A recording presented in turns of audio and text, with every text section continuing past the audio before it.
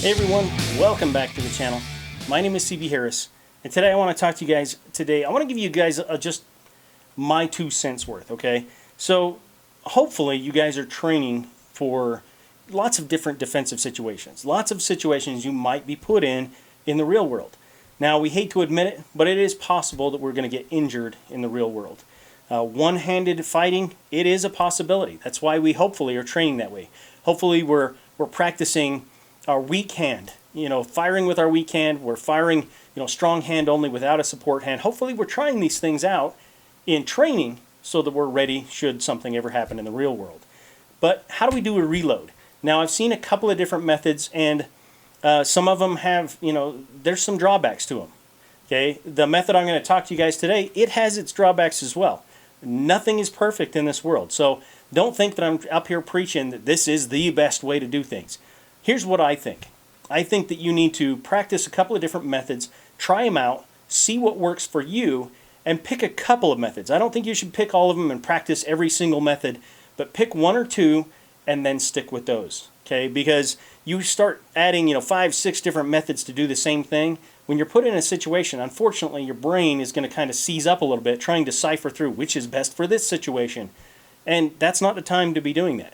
If you have one or two methods and that's it, then your brain can cycle through them a lot faster, and you can come up with a decision and execute it a lot quicker. So let's talk about some of the other methods. So what we're talking about here is reloading one-handed, and the first method I'm going to talk about is reholstering. Okay, so your handgun runs dry, you get locked back. Hopefully your handgun does that. Not all of them do, but if you get locked back, you're going to then eject your magazine. Okay, drop your magazine out. It's an empty, don't care about it. Then I would reholster this handgun, wherever that might be. If it's appendix carry, wherever it is, I'm going to reholster, find my other spare magazine, put it in, draw my handgun back out, and now I need to rack the slide. I need to I need to charge it, right? So then that's where the method of using your rear sight against your belt, a pocket, your heel, table, whatever it might be, something like that to charge the weapon so that it will go into battery. Then you continue your fight. The pluses of this is it's absolutely pointed in a safe direction. You're reholstering it. Okay, so it is little chance of you doing anything to that trigger and pulling it. Okay, it's not likely going to happen because you're actually putting it into the holster, which hopefully is made for that. Another positive would be that you should be able to do this in any position, sitting, standing, laying down. Doesn't matter, because you should be able to get to your handgun in all of those positions. If you can't get to your handgun, wherever that holster might be, in all of those positions, you may want to reconsider how you're carrying anyway. So in theory, you should be able to get to it in any of the positions that are there. So you should be able to execute this method in any of those positions as well. Now, as far as drawbacks go, it's really only going to work strong-handed. If you're now doing it weak-hand, in my case left-handed, how am I going to holster this? Especially if I'm carrying on my side or 4 o'clock, even appendix is going to be difficult because I'm going to have to flip it around to reholster it in order to do that. Much more chance of me dropping my firearm completely or having issues with it. So it does have its drawbacks, and I think that would be that it's difficult to execute with your weak hand. Now, another method that I've seen is actually locking the handgun behind your knee. So again, your handgun runs dry. Hopefully the slide locks to the rear. Eject your magazine, and then you're going to lock it behind your knee. Okay, so it's going to be squeezed between your thigh and your calf.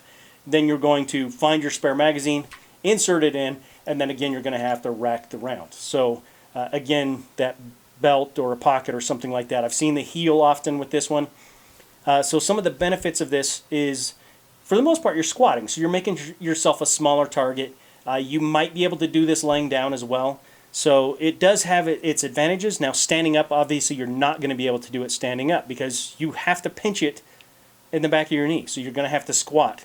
Now, this is going to be an ambidextrous move because you can use it from either side. You're not tied to a holster in order to do this maneuver. So it does have that advantage. Now, one of the disadvantages, besides not being able to do this standing up, okay, while standing, is I've seen people execute this, and unintentionally, obviously, but they end up pointing their gun at their other leg. So the method that I want to talk to you guys today about is one of the methods that I really like. To me, it seems like it has more advantages than disadvantages. If I'm missing something, please let me know down in the comment section. I love to hear from you guys. So here is what that method is.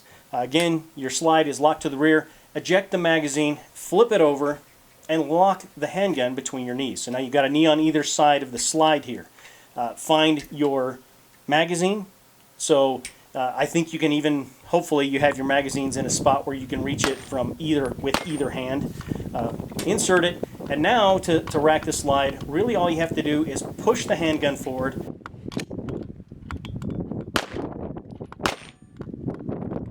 As far as advantages go, it is in a safe direction. It's already pointed down range, okay, sort of, pointed at the ground and down range. It also allows you to rack the slide even if you don't have a special rear sight or any other method like that.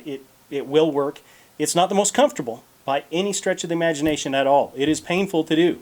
If you've got your knees locked together tight enough to actually do this, it can be a painful process, but you can do it. And in an emergency, I don't think that little pain doesn't matter at all. So I think that's an advantage. Now, as far as disadvantages go, there is an issue with it. You can't do this really not very easily from such as a sitting position. You can do it laying down. It's a little bit tougher. You can't do it standing up all the way either. So it's kind of somewhere in the middle. You have to kind of have a little bit of a squat to you in order to do it. So it is tougher to do in those all the way down on the ground or all the way standing positions.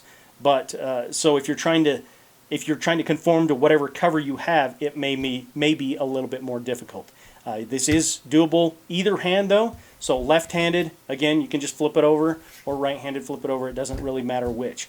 So that's the method that I like to use. I also like to practice at least one other method.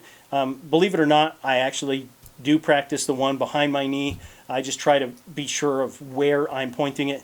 And the reason why I choose those two is because they're both doable with either hand. I don't like the reholster because that's only good for, if my weak hand is the one that's injured, that works perfect. But what happens if it's my strong hand? Then I don't have a method. So anyway, guys, that is the video for today. I hope you guys enjoyed it. If you did, it is always appreciated when you like and share the videos. And if you're not a subscriber and you want to see more videos like this, more videos about guns, reviews, knives, all that kind of stuff, find that subscribe button, give it a big old click, and then come back and watch another video. And remember that your mind, that's your most important tool, and it's vital to be armed with information. Till next time, take care and be safe. Charlie Bravo, out.